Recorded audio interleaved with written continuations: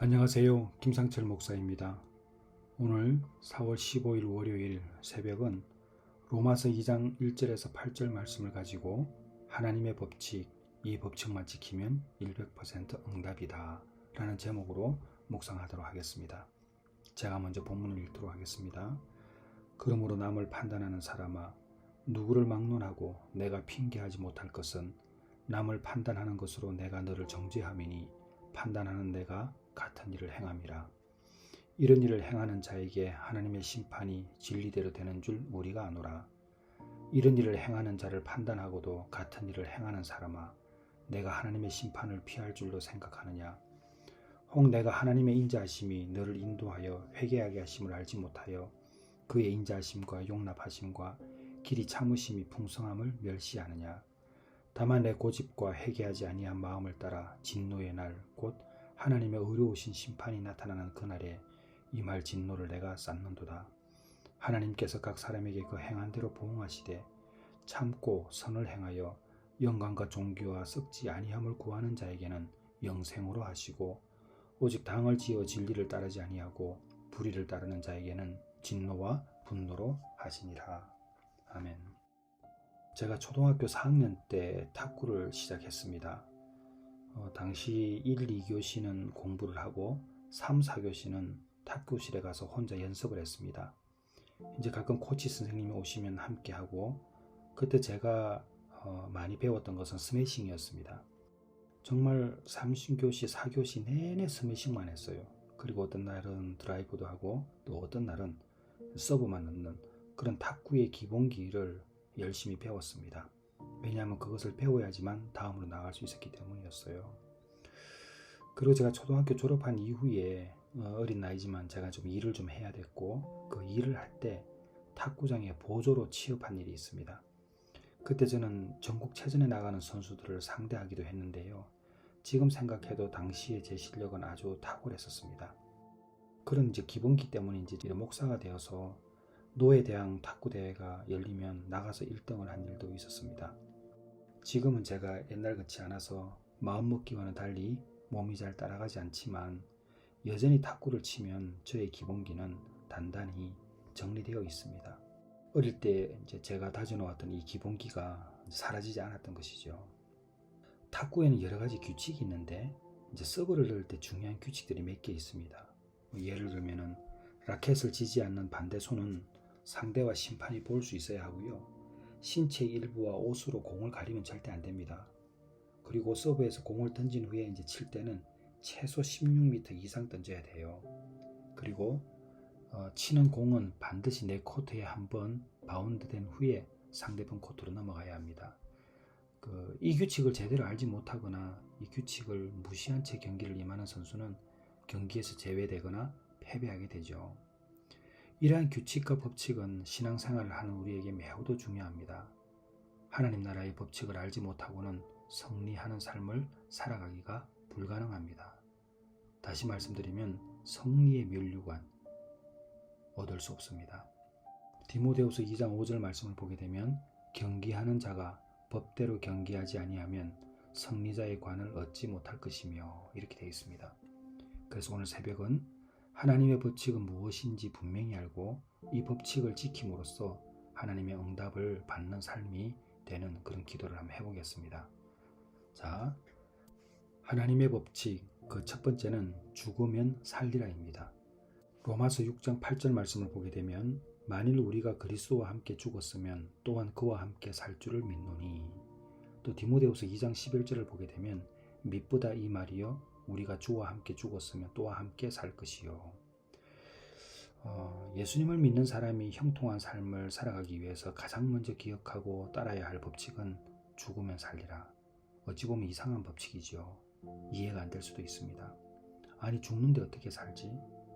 제가 이제 이어린 교수님을 배웠을 때 이 교수님도 이런 말씀을 하셨어요. 우리가 죽고 산다고 그러지 살고 죽는다는 안 한다. 먼저 죽어야 산다, 이렇게 이야기하잖아요. 이 성경의 법칙이 그렇습니다. 하나님의 법칙은 죽으면 살리라입니다. 이 말의 의미는 어려운 내용이 아닙니다. 우리가 이미 아는 것인데요. 우리가 주님께 모든 죄를 내려놓고 회개함으로써 죄인된 옛사람을 십자가에 못 박는 것이 곧 죽음입니다. 자, 갈라디아서 5장 24절에서 25절 보게 되면요. 그리스도 예수의 사람들은 육체와 함께 그 정욕과 탐심을 십자가에 못 박았느니라. 만일 우리가 성령으로 살면 또한 성령으로 행할지니. 자, 이렇게 우리가 죽을 때 의로운 사람이 되고 거룩한 믿음의 경주를 할 수 있습니다. 죽으면 살리라는 이 법칙은 우리가 어떤 일을 할 때 내가 잠시 손해보는 것 같아도 결국은 이기는 것임을 말하기도 합니다. 지혜로운 사람은 이 법칙을 반드시 사용합니다. 단순히 싸움에서 이기는 것이 아니라요. 잠시 지는 것 같지만 결국은 이기는 것이죠. 특히 관계에서 이 부분이 잘 적용이 됩니다. 막 싸워서 다투어서 이기고 이게 진정한 이김인가? 그렇지 않습니다. 때때로는 지는 것이 이기는 것이기도 하죠. 그래서 죽으면 살리라는 이 법칙이 관계에서 많이 통합니다. 우리가 삶의 난관이 찾아올 때 죽으면 살리라 라는 이 법칙을 꼭 기억하시기를 바랍니다. 그리고 두 번째 법칙은 믿음대로 되리라입니다. 마태복음 8장 13절에 보게 되면 예수님께서 백부장에게 이르십니다. 가라, 내 믿음대로 될지어다. 그 즉시 하인이 나으니라 기록되어 있습니다. 요한복음 3장 15절에서 16절까지의 말씀은 이는 그를 믿는 자마다 영생을 얻게 하려 하심이라 되어 있죠. 그 믿는 자마다 멸망하지 않고 영생을 얻게 하려 하심이라 또 되어 있습니다. 그리고 야고보서 1장 6절에 보게 되면 오직 믿음으로 구하고 조금도 의심하지 마라 이렇게 되어 있습니다.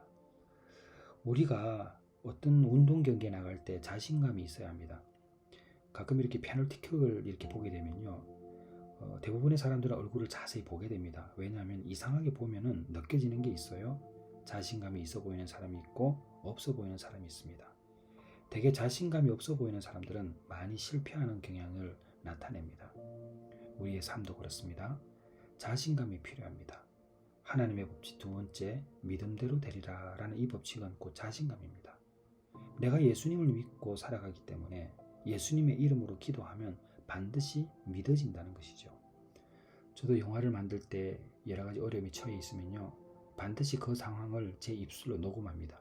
그리고 이 어려움을 녹음하지만 언젠가는 이 기도가 응답되어서 응답되었다라는 간증을 많이 하고 다닐 것이라 제가 녹음하면서 선포를 합니다. 왜 그런가? 믿음대로 되기 때문에 그렇습니다. 제가 의심의 가위를 여러분에게 설명한 일이 있습니다. 우리가 무엇을 구하든지 기도하고 나면요, 반드시 의심이 찾아옵니다. 그때는 가위로 잘라야 합니다. 의심의 가위로 잘라야 합니다. 그래야 믿음대로 되는 것입니다. 자, 하나님의 법칙 세 번째는 심은 대로 거두리라입니다. 마태복음 16장 27절에 보게 되면 인자가 아버지의 영광으로 그 천사들과 함께 오리니 그때에 각 사람이 행한 대로 갚으리라. 갈라디아서 6장 7절과 8절에 보게 되면요, 스스로 속이지 말라. 하나님은 업심여김을 받지 아니하시나니 사람이 무엇으로 심든지 그대로 거두리라. 자기의 육체를 위하여 심는 자는 육체로부터 썩어질 것을 거두고 성령을 위하여 심는 자는 성령으로 영생을 거두리라. 자, 우리가 성령을 위하여 심는 자가 되어야 되죠. 인생의 경주를 하는 믿음의 사람은 매 순간 기억해야 할 법칙, 특히 심은 대로 거두리라 이 법칙을 잊어서는 안 됩니다. 가난농군학교 설립자 김용기 장로님께서 너무나 많이 강조하셨던 성경 말씀이 갈라디아서 6장 7절에서 8절입니다.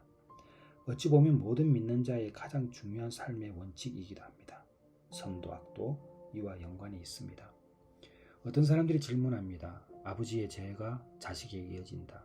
조상의 죄가 자식에게 후손에게 이어진다. 이게 다 틀린 말입니다. 에스겔서 18장 22절에 보게 되면 범죄하는 그 영혼은 죽을지라 아들은 아버지의 죄악을 담당하지 아니할 것이요 아버지는 아들의 죄악을 담당하지 아니하리니 의인의 공의도 자기에게로 돌아가고 악인의 악도 자기에게로 돌아가리라. 곧 심은 대로 거두는 것입니다. 어떤 일이든 참고 선을 행하며 주님께 영광을 돌리면서 살아야 합니다. 이 법칙을 무시하고 살아남은 사람이 없습니다. 어찌 보면 우리가 또 세상을 살아가면서 현실에서 악인이 망하지 않고 잘 사는 것처럼 보이는 경우가 있어요. 이때는 정말 힘듭니다. 심은 대로 거둔다고 했는데 악을 심는데 잘 사니까요. 그런데 이 문제는 오늘날 우리만의 문제는 아니었습니다. 성경에서도 여러 번 다루어졌는데 특히 시편과 전도수에서 이러한 고민들이 잘 나타나 있습니다. 자, 그러면 악인이 망하지 않고 잘 사는 것에 대해서 우리가 어떻게 정리를 해야 될까요? 이 부분에 대해서 궁금한 분이 많으니까 제가 세 부분으로 정리해 보았습니다. 첫째는 시간과 정의의 관점입니다. 하나님의 관점을 말하는 거예요. 성경은 하나님의 시간과 인간의 시간이 다르다는 것을 강조합니다. 하나님은 전지전능하시고 모든 것을 아시고 모든 일에는 하나님의 때와 계획이 있습니다. 때로는 악인이 단기적으로 번성하는 것처럼 보일 수 있지만 성경은 결국 모든 것이 하나님의 뜻, 그 정의로움에 의해서 바로 잡힌다고 가르칩니다. 그게 전도서 3장 17절에 있어요. 내가 내 마음으로 이르기를 의인과 악인을 하나님이 심판하시리니 이는 모든 소망하는 일과 모든 행사의 때가 있음이라 하였으며. 자, 두 번째는 시험과 성장의 기회라는 관점입니다. 성경은 고난과 시험이 그리스도인의 믿음을 성숙시키고 영적 성장을 촉진할 수 있는 기회라고 말합니다. 야고보서 1장 2절에서 4절까지를 보게 되면 내 형제들아 너희가 여러 가지 시험을 당하거든 온전히 기쁘게 여기라. 이는 너희 믿음의 시련이 인내를 만들어내는 줄 너희가 알미라. 인내를 온전히 이루라. 이는 너희로 온전하고 구비하여 조금도 부족함이 없게 하려 함이라. 악인이 잘 사는 것을 보며 고민하고 의문을 품는 것 자체가 중요하지 않음을 말하고 있습니다. 우리가 지향하는 본질에 있어서 잘 사는 것의 정의가 달라져야 합니다. 여러분, 우리가 때때로 고난을 당해도 이것은 우리의 믿음이 성숙되는 과정입니다. 보기에 잘 사는 것 같아도 우리가 체험하는 복은 다른 관점이에요. 우리에는 고난이 선물이 되기도 합니다. 왜 그렇습니까? 고난을 통해서 예수님을 알기 때문입니다. 자, 세 번째는 내세의 보상과 형벌의 관점입니다. 기독교는 죽음 이후의 삶을 믿습니다. 이 땅에서의 삶이 영원한 운명을 결정짓는 단계라고 가르칩니다. 여기서 잘 살아야 돼요.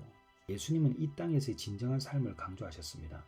현세의 부와 성공이 궁극적인 것이 아님을 가르쳐 주셨습니다. 중요한 말씀이 하나 있어요. 마태복음 6장 19절에서 21절입니다. 너희를 위하여 보물을 땅에 쌓아두지 말라.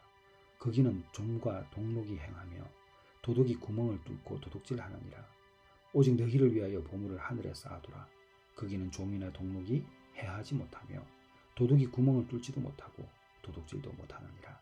내 보물 있는 곳에 그곳에는 내 마음도 있느니라. 자, 보십시오. 우리는 이 땅에서의 보상은 중요하지 않다는 겁니다. 우리는 내세를 위해서, 천국을 위해서 걸어가고 있는 사람들이거든요. 그래서 오히려 우리가 이 땅에서는 경건의 삶을 강조합니다. 하나님 아버지 앞에서 정결하고 더러움이 없는 경건의 삶이죠. 곧 고아와 가부를 환난 중에 돌보는 것입니다. 이게 바로 약자를 돕는 삶이죠. 그리고 디모데전서 4장 8절에 정확히 나와 있습니다. 육체의 연단은 약간의 유익이 있으나 경건은 범사에 유익하니 금생과 내생에 약속이 있느니라. 바로 천국에 대한 약속이죠. 이러한 관점들이 악인이 현실에서 잘 사는 것을 보며 느낄 수 있는 의문과 고민에 대해서 성경적인 지혜를 얻게 합니다. 자, 정리합니다. 우리 성경을 읽으면서 오늘 주시는 하나님의 말씀은 하나님의 법칙을 따라 살라는 것입니다. 죽으면 살리라, 믿음대로 되리라, 심은 대로 거두리라. 이 세 가지 법칙을 꼭 기억하고 오늘 하루를 묵상해 보시기를 바랍니다. 주님께서 여러분에게 오늘 하루의 소망 가운데 인도해 주실 줄 믿습니다. 기도하겠습니다. 하나님 아버지, 내가 사랑하는 교회 성도들, 베들 회복 공동체 함께하고 있는 모든 지체들 위해 주의 성령께서 함께해 주셔서 오늘 이 새벽 하나님의 법칙을 따라 살게 하여 주시옵소서. 죽으면 살리라, 믿음대로 되리라, 심은 대로 거두리라. 이 말씀을 꼭 기억하고 살게 하여 주시옵소서. 그리하여 기도 응답 100% 받는 믿음의 사람들 되게 하여 주옵소서. 예수님의 이름으로 기도드렸사옵나이다. 아멘.